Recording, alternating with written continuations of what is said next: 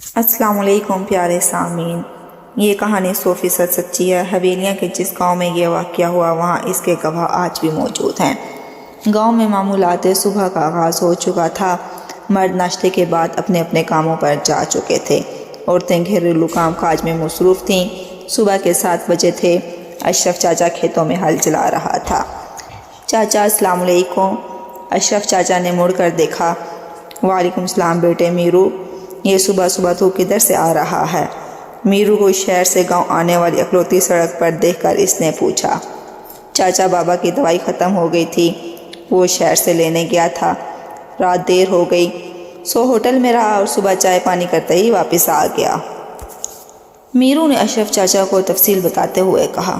جانتا تھا تفصیل جانے بغیر اشرف اسے جانے نہ دیتا۔ اشرف چاچا گاؤں کا چلتا پھرتا BBC تھا۔ کون آیا، کون گاؤں سے باہر گیا، کون کہاں ہے، کیا کر رہا ہے، چھوٹی بڑی ہر خبر اس کے پاس موجود تھی۔ اشرف چاچا حیران تھا کہ میرو کی شہر روانگی اس سے کس طرح پوشیدہ رہ گئی۔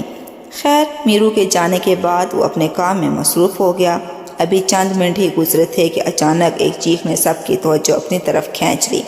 آواز کھیتوں کے پاس ہی میرو کے گھر سے بلند ہوئی تھی۔ اشرف چاچا نے ٹریکٹر ادھر ہی چھوڑا اور میرو کے گھر کی طرف دوڑ پڑا۔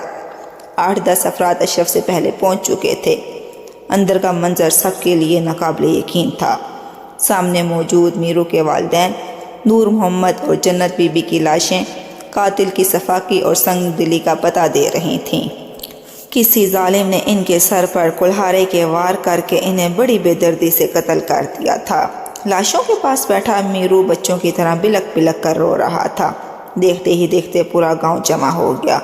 میرو کی دل دو صدائیں سننے والوں کا دل چیر رہی تھیں۔ تھانے دار چونکہ گاؤں سے تعلق رکھتا تھا، اتفاقاً اس وقت گھر پر ہی موجود تھا، سو فوراً پہنچ گیا۔ ابھی باقی پولیس نہیں پہنچی تھی۔ تھانے دار نے کوئی کارروائی شروع نہ کی، بس خاموشی سے جائزہ لیتا رہا۔ جب مقتولین کو دفن کیا جانے لگا تو ایک بوڑھا بے اختیار بولا، مرنے والوں کی قبر پر انوار نظر آتے ہیں، معلوم ہوتا ہے کہ مرنے والے بہت نیک لوگ ہیں۔ کفن دفن سے فراغت کے بعد تھانے دار نے باقاعدہ تفتیش کا آغاز کیا۔ ابتدائی کارروائی وہ پولیس کے آتے ہی کر چکا تھا۔ لوگ نڈھال سے میرو کو سہارا دے کر لائے۔ میرو نے بتایا کہ اسے کسی پر شک نہیں ہے، ان کی کسی سے کوئی ذاتی دشمنی نہیں۔ اس بات کی تائید پورے گاؤں نے کی۔ ویسے بھی تھانے دار ذاتی طور پر جانتا تھا کہ مقتولین انتہائی شریف اور عاجز انسان تھے۔ جھگڑا تو دور کی بات، کبھی کسی نے انہیں اونچی آواز میں بات تک کرتے نہیں دیکھا تھا، اور ڈکیتی کی واردات ہونا یوں بھی خلاف واقعہ معلوم ہوتی تھی کہ گھر کی ظاہری حالت انتہائی ابتر تھی۔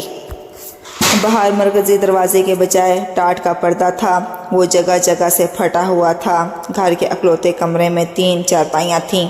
ایک چارپائی کے نیچے کپڑوں کا باکس تھا۔ کمرے ہی کے ایک حصے کو باورچی خانے کا درجہ دے دیا گیا تھا۔ ایک مٹی کا چولہا اور چند برتن، یہ اس گھر کا کل اثاثہ تھا۔ معاملہ خاصا الجھ چکا تھا۔ کچھ سمجھ میں نہیں آ رہا تھا کہ انہیں کس نے اور کیوں قتل کیا ہے۔ تھانے دار نے وہاں موجود لوگوں سے بھی تھوڑی بہت پوچھ گچھ کی، لیکن اسے کوئی راستہ نہیں مل رہا تھا۔ اداس اور نڈھال میرو کے منہ سے وقفے وقفے سے ہائے ہائے کی آوازیں وہاں موجود لوگوں کے دلوں کو ہلا رہی تھیں۔ تھانے دار کی نظریں مسلسل میرو کے چہرے کا طواف کر رہی تھیں۔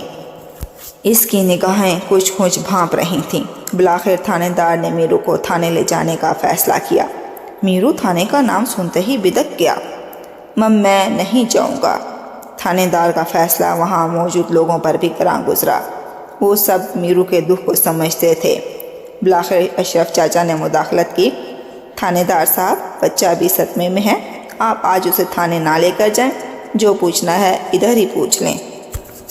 نہیں چاچا، اس کا آج اور ابھی اسی وقت تھانے جانا بہت ضروری ہے، تھانے دار نے اپنی بات پر زور دیتے ہوئے کہا۔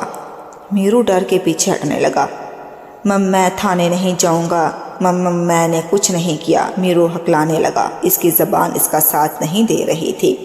جائے گا کیسے نہیں، ساری بات تیرے ساتھ تھانے چل کر کروں گا۔ تھانے دار نے زرد پڑتے میرو کے چہرے پر زوردار تھپڑ رسید کیا۔ گاؤں والے ہکا بکا رہ گئے۔ تھانے کی چھترول میرو جیسا اناڑی سہ نہ پایا اور اس نے اقبال جرم کر لیا۔ میرو کی چچی اس کے والدین سے ناراض تھی، جبکہ میرو اس کی بیٹی سے شادی کرنا چاہتا تھا۔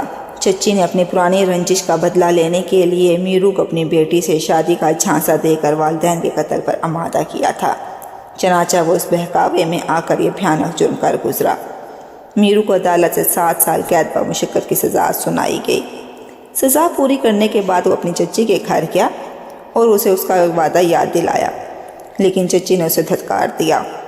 اب میرو کے پاس کوئی ٹھکانہ نہ تھا۔ میرو گاؤں سے مایوس ہو کر راولپنڈی اپنے ایک دوست کے پاس روانہ ہو گیا۔ والدین کے قاتل اس بدبخت کا انجام یہ ہوا کہ نالا لئی کے پاس سے گزرتے ہوئے اس کا پاؤں پھسلا اور وہ سیدھا نالا لئی میں جا گرا۔ وہاں سے اسے نکالنے کا کوئی امکان نہیں تھا۔ گندگی اور غلاظت کا یہ ڈھیر میرو کی قبر بنا۔ ذلت اور رسوائی میرو کا مقدر بنی اور آخرت کا عذاب اس کا منتظر تھا۔ اگر کہانی اچھی لگی ہو تو لائک کریں، شیئر کریں۔ ملتے ہیں پھر ایک اور نئی اچھی سی کہانی کے ساتھ۔ اللہ حافظ۔